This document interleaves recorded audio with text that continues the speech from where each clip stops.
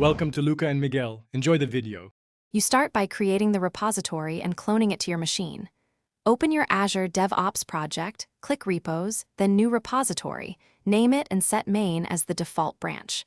Once done, copy the clone URL and run git clone repo URL in your terminal, then cd into the created directory. Make sure to configure your user, name and user, email if not set. This gets you into the working directory, so you can add code and begin tracking changes immediately. You should branch for each unit of work to keep main stable. Create a feature branch with git checkout b feature/name and make small, focused commits as you progress. Once you have changes, stage them with git add and commit with a clear message. Include why, not just what.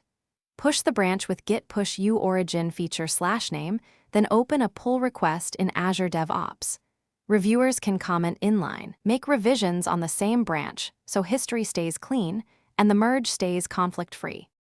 You finish by completing the pull request after automated checks and code review are successful.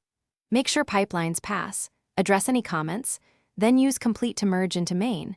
Choose squash or merge while preserving clear history.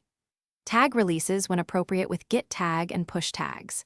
If something goes wrong, fetch the latest changes and either rebase your branch onto origin/main or pull and resolve merge conflicts locally. One key troubleshooting tip. When a merge fails, communicate with reviewers.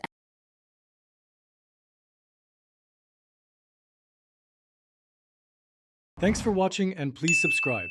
It's the best investment you'll ever make.